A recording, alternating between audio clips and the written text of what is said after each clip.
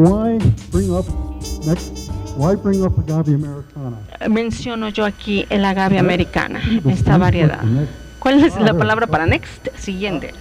¿Cómo se dice next en español? Bueno, y quiero empezar hablando de la fisiología, de las cuestiones de la fisiología para agave americana. Apenas cuando se empezó a estudiar fue apenas hace 46 años y hubo 3 publicaciones que se dieron simultáneamente y todas sobre este mismo tema que muestran este patrón muy interesante en lo que tiene que ver con que la asimilación de dióxido de carbono se da sobre todo en la noche. Es más elevada en la noche, por lo cual hay mayor retención de agua durante la noche y durante el día se cierran las estomas, si se abre, se coloca a nivel muy bajo y la pérdida de agua es mínima y esa es la clave fisiológica que permite funcionar a los agaves. Si vemos, si podemos medir en el día lo que sucede con el agua, se evapora de forma inmediata, pero en la noche no. Ese es el mismo principio que aplica a este metabolismo de las cruzaláceas, este metabolismo de la acidez, que es el mismo que nos muestra la agave americana, que es lo mismo que sucede que en el dióxido de carbono va a permitir también que haya una eficiencia, un uso o un mejor aprovechamiento del agua. ¿Cuántos me siguen entendiendo directamente en inglés? Bueno, cuatro me están entendiendo. Bueno, yo la verdad es que son menos de los que pensaba yo que me iban a entender directamente. Bueno, aquí vemos las 3 rutas fotosintéticas. Aquí vemos las partes oscuras, nos indican la hora nocturna y podemos ver la asimilación de CO2. Un 7% de las especies de plantas son tipo CAM, de este metabolismo ácido de las cruzaláceas. Y aquí vemos el epifito. Por ejemplo, las orquídeas son las plantas tipo CAM, las que tienen la mayor parte de esto. Ya sabemos cómo se ve una orquídea, su pétalo parece una planta desértica y ellos viven en una micro hábitat. Pueden vivir abajo de un árbol, las ramas de un árbol, llueve un poquito y tienen su humedad y a los siguientes 2 días están tremendamente secos. Y entonces vemos cómo estas plantas son capaces de captar toda esta agua. El 7% de todas las especies de plantas son tipo CAM y las otras son hipoplitos. Y aquí vemos el C4. C4 incluye plantas importantes como el maíz. No llegaste tarde, ¿verdad? Ella entiende inglés, ya sé. Bueno, yo puedo contarles una anécdota de Judith. Ella me llevó ayer a Tlaquepaque. ¿Cómo regresamos a casa? ¿Cómo regresamos aquí? Las calles de Tlaquepaque no tienen ningún sentido, me parece. Y cuando pides instrucciones, bueno, todo el mundo te dice cómo. No hay letreros, las calles no tienen letreros, y si no la pasamos como 1 hora. Bueno, y me dijo, es que estamos perdidos en Tlaquepaque. Bueno, pero valió la pena, como sea. No la pasamos muy bien. Y bueno, le estaba diciéndoles que aquí en C4, esta línea que incluye al maíz, al sorgo, a la caña de azúcar. En otras palabras, estamos hablando de que son especies muy importantes contenidas aquí, pero solo un 1% de las plantas pertenecen al C4. El 92% aproximadamente van a ser del C3, del tipo C3, y sabemos que C3 y C4 tienen esta asimilación del CO2 durante el día. Ese es el patrón normal y se abren los estomas en el día y ahí tienen su asimilación de CO2 en el día y son aquellas plantas que requerirán mayores cantidades de agua. Así es que déjenme hablarles también del aprovechamiento del agua. El aprovechamiento del agua contempla el CO2 que capta la planta, que después se divide por el agua que va a perder en la evaporación. Y entonces aquí podemos ver cómo todo esto de repente con la evaporación la planta puede perder toda el agua. Bueno, voy a volver a esto más adelante, pero sabemos que en el aprovechamiento del agua vamos a tener este CO2 que fija la fotosíntesis, que se divide en la cantidad de agua perdida por la transpiración. Y aquí tenemos esta unidad que nos habla de gramos de CO2 por kilogramo de agua. Y para las plantas C3 es de la razón es de 1 a 3, en donde vemos Range occurs because por species gramos de differ. CO2, por cantidad de agua, pero todo esto va a tener que ver también con las cuestiones climáticas. Y las del C4, también aquí podemos ver las crasuláceas que están aquí, que podemos ver la cantidad de agua perdida, pero observen las plantas CAM, estas crasuláceas que tienen un metabolismo ácido. Más bien estas son aquellas plantas que van a tener la cantidad de agua justa, y esto va a hacer que este tipo de plantas, las CAM como el agave, sea menos susceptible a problemas por agua. Estas plantas son muy buenas para preservar su agua, y esto ayuda a nivel ecológico, pero también a nivel económico. Bueno, esto es lo que sucede, esto es lo que ha sucedido desde finales de los 60 a nivel fisiológico. Fue cuando se empezó a estudiar todo lo fisiológico. Ahora, si pueden cambiar la pantalla, ahora quiero hablarles del siguiente tema que consideramos aquí un evento muy importante, que fue este libro de taxonomía. Aquí podemos ver a la parte derecha, donde, bueno, no están aquí tan pequeñito, pero vemos que el agave es una planta enorme, que podríamos decir que tiene 10 hojas, 10 pencas. Yo no sabría que fueran tan enormes, son a veces del tamaño de una persona. Este libro se publicó en 1982. Este autor pasó 20 años en México montando a caballo, visitando todas las cañadas, todo el tipo de especies de plantas. Yo lo conocí a él, una persona, Scott Gentry, una persona muy, muy sabia. Este sigue siendo el mejor libro escrito sobre la anatomía de los agaves. Es un libro que se ha editado, que ya la compañía editora de la Universidad de Arizona lo acaba de imprimir. Entonces es importante de nuevo considerar la asimilación de CO2 para la productividad. Establecela aquí. Bueno, aquí yo quiero repasar un cierto número de especies en orden alfabético aquí, que varían en cuanto a productividad. Algunas de estas se cultivan, otras crecen en forma espontánea. Primero tenemos el agave deserti, que es un agave del desierto. La siguiente, por favor. Y nosotros estudiamos esto en manchas, en parches que están en el desierto de Sonora. Igual pasa en todo México, Nuevo México, en Arizona. Podemos encontrar estos parches o manchas en donde solo tenemos este tipo de planta de agave, el agave deserti, que no es de alta productividad, pero sí es la que hemos podido estudiar. Segundo, tenemos la agave furcroides, que ustedes conocen como enequén, y esta sobre todo la encontramos en el área de Yucatán.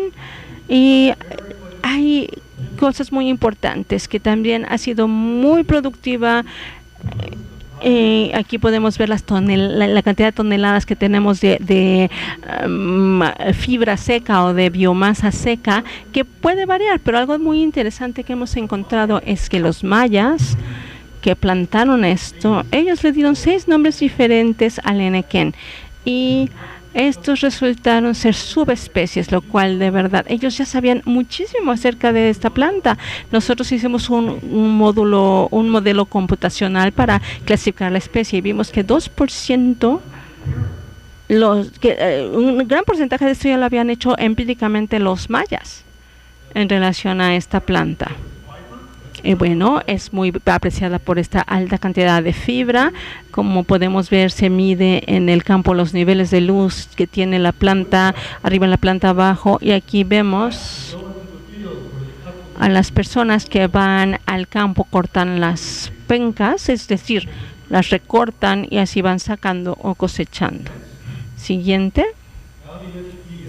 El agave lechuguilla, es un nombre común, es lechuguilla también, y este se da en 9 estados de México. Crece en forma silvestre, es el más distribuido en la naturaleza en cuanto a lo que abarca el territorio de México. La siguiente, y vemos que también su fibra también se cosecha más bien para por industrias locales. Algunas personas son las que lo explotan, lo aprovechan a nivel local, no como el enequén que se procesó en grandes fábricas. Nunca fue así con el lechuguilla. Siguiente. Tenemos el agave mapizaga. Y uno de los coautores de este artículo, lo tengo sentado aquí justo enfrente de mí. Di hola, por favor. Hola. Y él me está diciendo hola.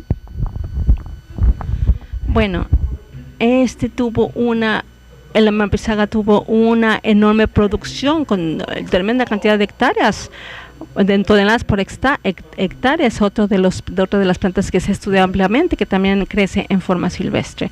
Y aquí tenemos esta imagen. Estoy seguro de que muchos de ustedes ya han visto esta imagen.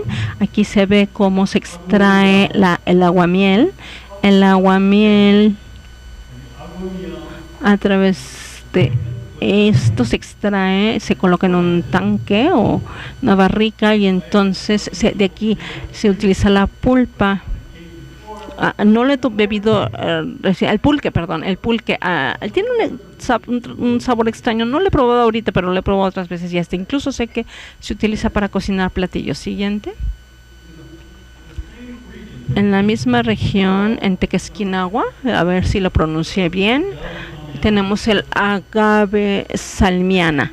Bueno, tenemos que tiene una alta productividad, de verdad se cultiva en altas cantidades. Y bueno, aquí podemos ver las plantas que tienen que estar bastante separadas, tienen hojas muy grandes.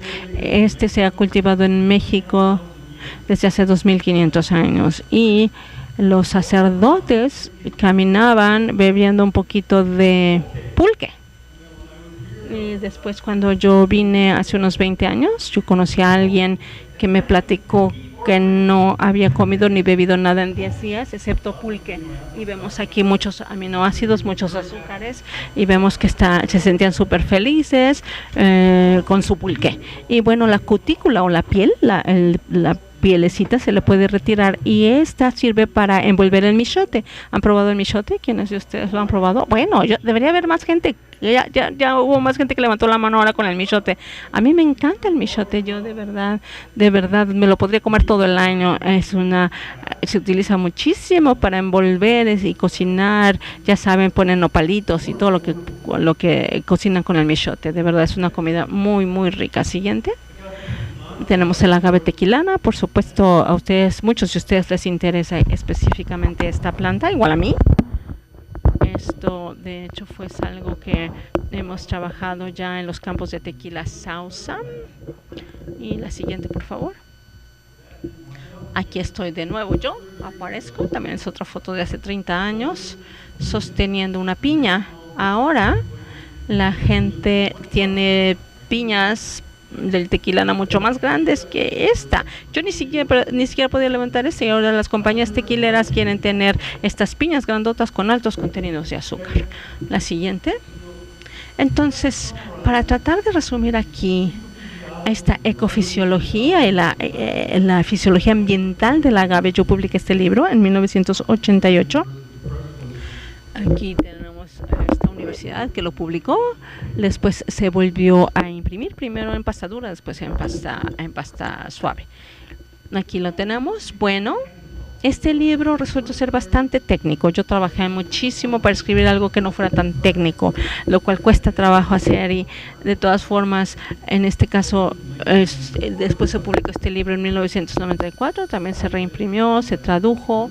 Lo tradujo Edmundo García Moya, a quien le voy a decir hola de nuevo. Hola. Bueno, él ya lo tradujo, él tradujo este libro y creo que todavía está disponible, todavía lo pueden encontrar, el anterior no. Siguiente. Bueno, aquí vemos un libro todavía más técnico que tiene que ver con la ecofisiología del agave tequilana.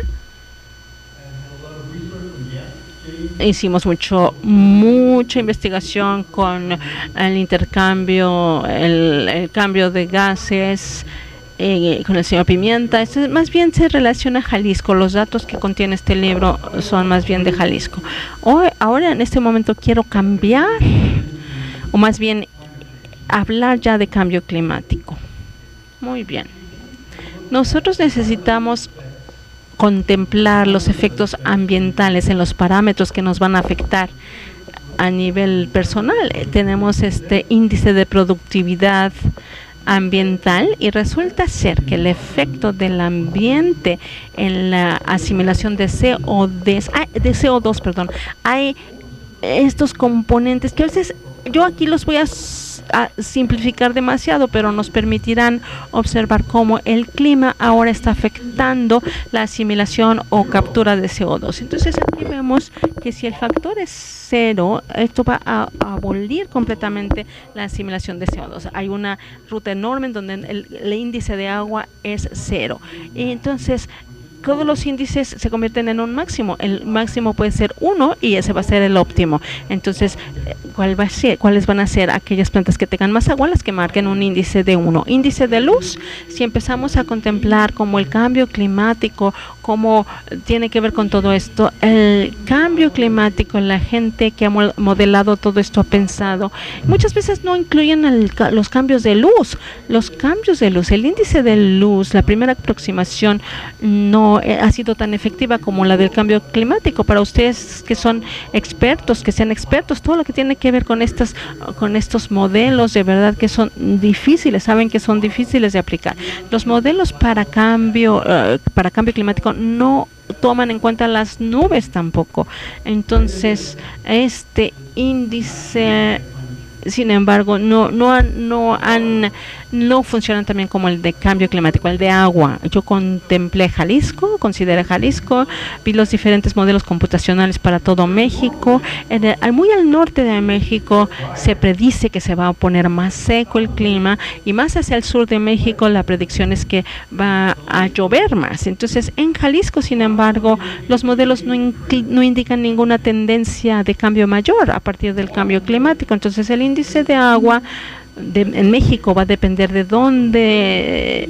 cada ubicación, en donde pueda haber más agua o más seco, el nivel de agua va a descender. Para Jalisco no hay tantos cambios por su ubicación. Después tenemos el índice de temperatura, tenemos la temperatura óptima, la temperatura externa, que puede ser de 1, y si se vuelve demasiado caliente, demasiado frío, se va a considerar el 0. Y hablemos del índice del CO2. Con el índice de CO2 vemos el efecto de los cambios a nivel atmosférico, del CO2 atmosférico, en cuanto a la asimilación o captura de ese mismo CO2.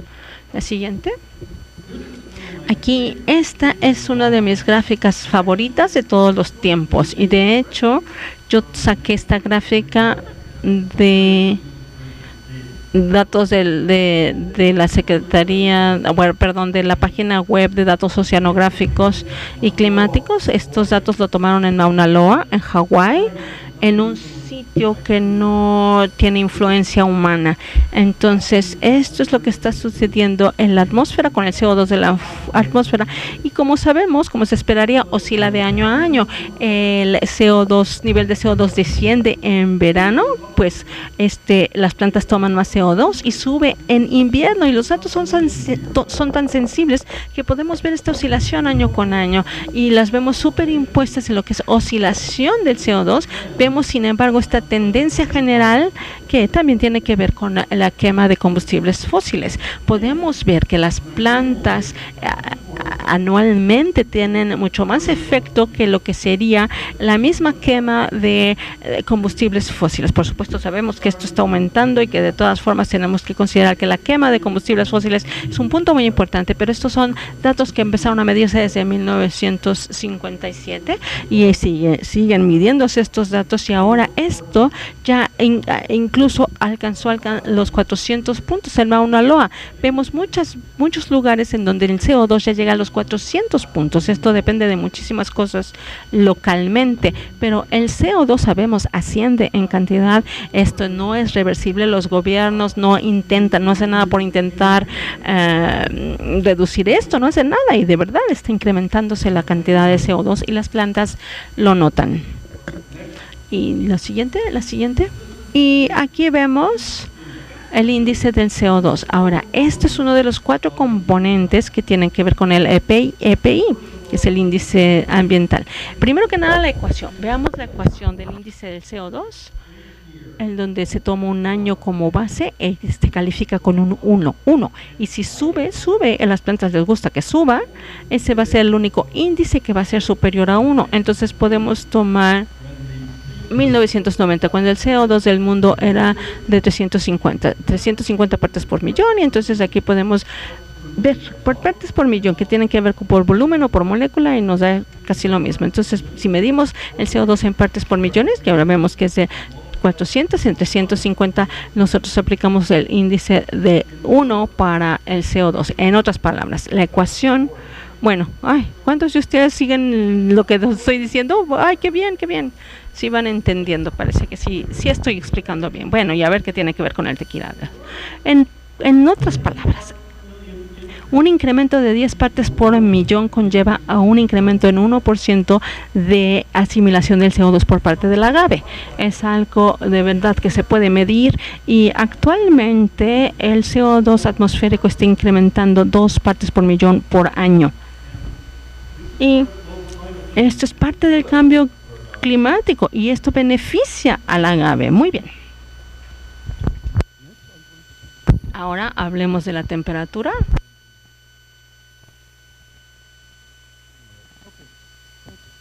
Temperatura, muy bien. Entonces, en la asimilación de CO2 en la noche.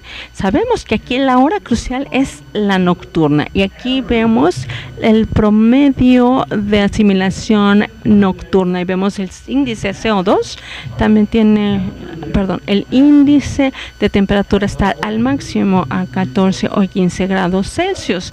Bueno, es una temperatura bastante fresca, y es bastante sorprendente a nivel bioquímico que las plantas CAM muestren esto, que muestren que esta asimilación CO2 es óptima a temperaturas relativamente bajas en comparación con los procesos bioquímicos que se dan en general. Entonces aquí vemos esta temperatura promedio a nivel nocturno, y los datos son para agave, con un máximo o temperatura moderadamente baja, como a 14 o 15 grados. Y bueno, sabemos que desciende si la temperatura baja demasiado, o se eleva si se eleva la temperatura. Pero ¿cómo aprovechar todos estos datos? Lo que tenemos que hacer es ver cómo es todo lo demás. Si se trata del tiempo, la estación húmeda, y vemos la temperatura que se aproxima a 1, entonces vemos esto, vemos los modelos. Pero si estamos en la estación seca, también vamos a ver que la asimilación de CO2 no importa tanto. De nuevo, estamos hablando de temperatura nocturna, y esto tiene un efecto relativamente pequeño. Aquí me estoy acercando a hablar de cuáles son estos cambios de temperatura que producen efectos mínimos, pero va a depender también de la estación, porque también las temperaturas nocturnas varían según la estación. Entonces, para utilizar esto, podemos predecir, aquí estamos hablando con el cambio climático, podemos predecir lo que está pasando con el agave, la temperatura. Tenemos que ver mes con mes y estación con estación. Comparando todo esto, a través de esto podemos decir, si es época de lluvias, entonces es ahí donde tenemos que observar la temperatura. La temperatura es una variable imposible a cambiar en nuestros campos, entonces tenemos que trabajar con lo que tenemos. El CO2 aumenta, eso tampoco lo podemos resolver. Y aquí vemos las temperaturas bajas y lo que tiene que ver con la biodisponibilidad. Quiero hablarles de esto. Si se pone demasiado frío, se hace demasiado frío y se dañan las células, la planta por supuesto sufre. Y entonces, ¿qué hacemos? Pues aquí, por favor, la siguiente. Sé que me estás viendo porque yo no estoy moviendo mis pantallas. La siguiente, por favor. Fue muy difícil entender esto, porque obviamente estamos viendo la diapositiva anterior y como que no me concordaba la información. Muy bien, entonces estamos viendo aquí si las células están vivas o muertas. Estamos viendo cuando una planta muere. Es un poco difícil verlo, sobre todo con cactus o cactos. Tenemos un episodio de una helada y es muy complicado entender o saber con precisión si efectivamente está muerta la planta. Por ende, tenemos que ver cuál es el color. Esta tinción natural, cuando entra a las células, se pintan de color rojo, se tiñen de color rojo, pero obviamente las proteínas, y se desnaturaliza, se desglosa, hay desdoblamiento molecular y hay ciertas temperaturas en las cuales sucede de mayor fuerza y podemos hacer pruebas con rojo neutro. Necesitamos un microscopio, obviamente, un microscopio eléctrico, y la técnica es muy sencilla. Tenemos cientos de alumnos que durante muchos de estos años han llevado a cabo esta técnica. Pueden medir con alta precisión cuáles células sí aceptan esta tinción y cuáles no. Entonces vemos aquí los niveles de tinción y cuando va bajando este porcentaje, si vemos la parte superior de esta gráfica, no hay daño. No hay daño en la célula. Entonces veamos qué es lo que pasa con las heladas. Mueren cuando lo hacen en una forma muy particular. Se generan o se crean estos cristales de hielo entre las células externas. El agua sale por la membrana y se pega, se adhiere a estas células cristalinas y la célula muere no por el daño en sí del frío, sino por deshidratación. Entonces hay concentración de sólidos y entonces hay pérdida de agua drástica y por ende este es lo que va a llevar a que muera la célula. Los cristales de hielo se generan por fuera de las células. Veamos entonces las consecuencias, que es la siguiente diapositiva. Siguiente, por favor.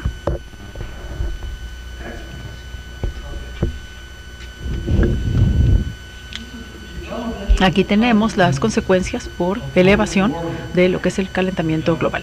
Vamos a ver cómo afecta a los agaves y probablemente esto tiene que ver con la perspectiva del manejo en Jalisco y por ende su importancia. Bueno, para todo el mundo, pero particularmente en el estado de Jalisco. Vamos a ver la tasa de calentamiento en los últimos 40 años. Estos son datos ya medidos con precisión de 0.19 grados Celsius cada década. Esto quiere decir que es más elevado, obviamente, en las latitudes más elevadas. Para Jalisco, sin embargo, que también lo cheque con estos modelos computacionales, tenemos cifras aproximadas durante los últimos 40 años y obviamente estos datos son bastante buenos. 0.19 grados Celsius por década, como les mencionaba, conforme el calentamiento global en este periodo aquí indicado. Ahora tenemos también tasas de lapso elevacional o periodos elevacionales típicos. Por ejemplo, obviamente tenemos rangos y tenemos que ver a qué se refiere estos datos en particular. Es el cambio con elevación y se mide meteorológicamente. Entonces vemos estos periodos o lapsos que van entre -5 y -7 grados Celsius por kilómetro de elevación. Vas ascendiendo en alguna montaña o en algún plano inclinado y ves esta elevación con estas tasas. Veamos entonces el efecto de 0.19 grados Celsius por década en contraste con esta tasa de lapso que te va a llevar a un cálculo de a cuántos metros se refiere en cuanto a la elevación. Entonces, 0.19 grados Celsius correspondería a 30 o 40 metros de elevación. Ahora vamos hacia el futuro, porque obviamente vamos a ver este cambio climatológico para que nos lleve a un resultado, ¿no? A la hora que hacemos el cálculo con diferentes modelos computacionales, 26 modelos que observé son 0.34 Celsius por década. Y esto también corresponde a Jalisco. Entonces la predicción no es una medición, es una predicción como tal.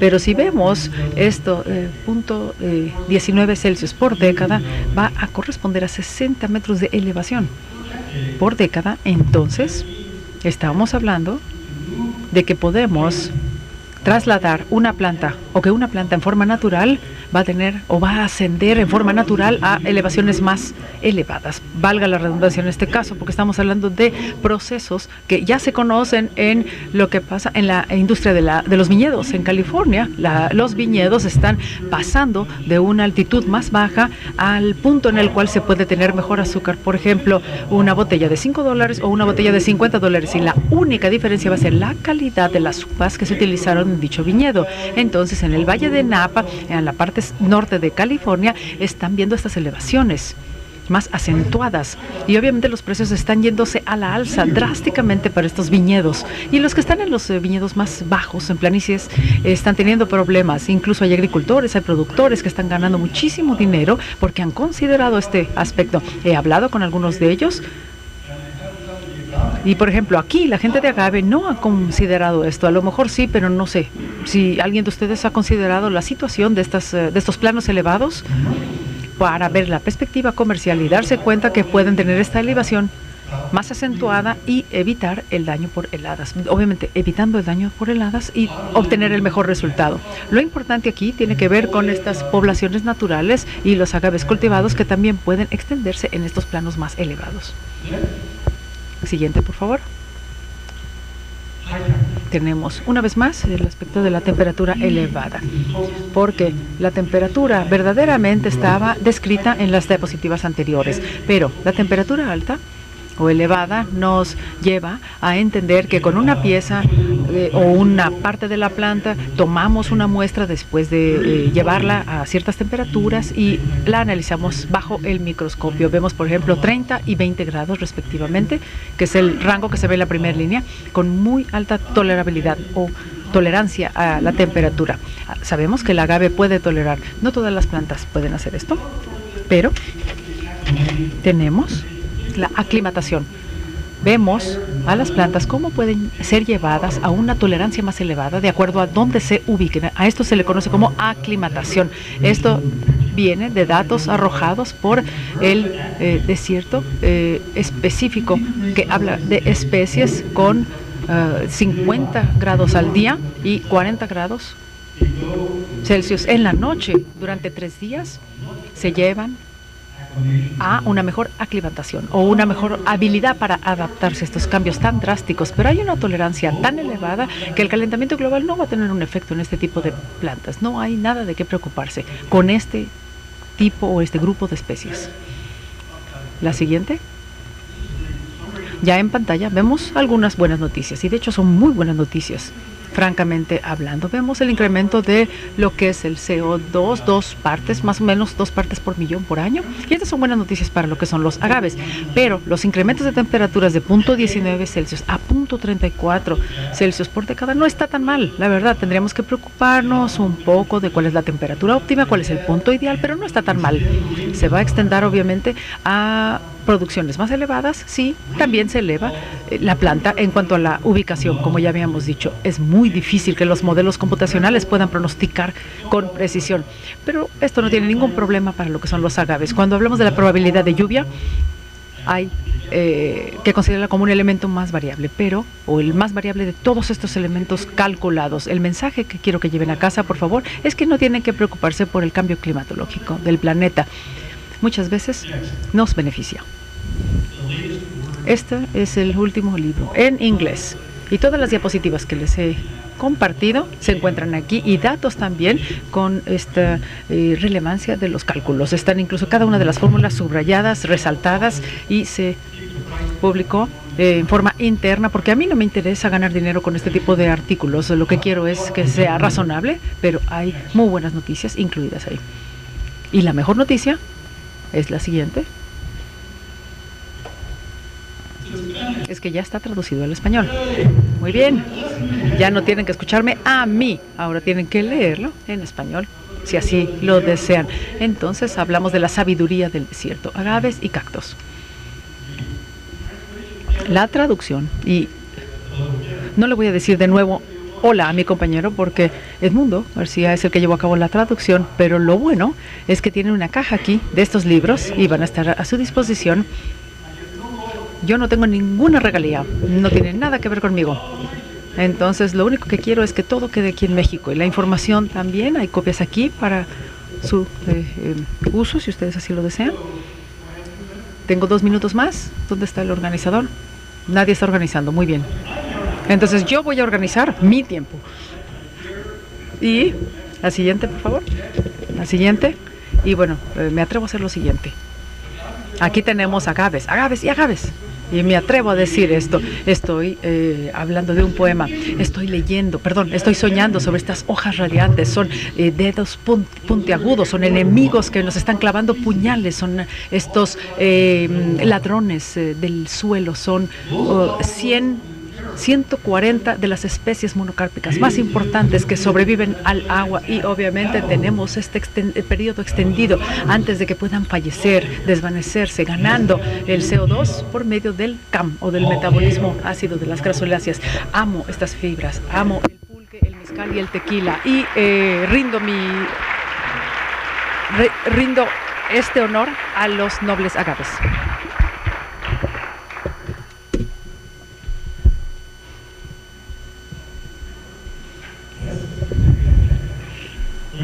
Very well. Next, I will ask Dr. Inocencio Higuera to please. Que sea tan amable en venir a entregarle a nuestro conferencista magistral, déjeme hacerme un ladito para que usted pase muy bien. Con el aplauso de todos ustedes, por favor, esta pues bella escultura.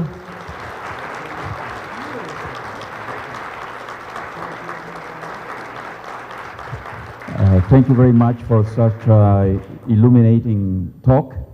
And we didn't know you also were a poet of agave, so that was a surprise, a very kind surprise. Muchas gracias. Le comentaba que no sabíamos que también era poeta de los agaves, lo cual fue una maravillosa sorpresa. Así es que un aplauso para el doctor Nobel una vez más. Muchas gracias.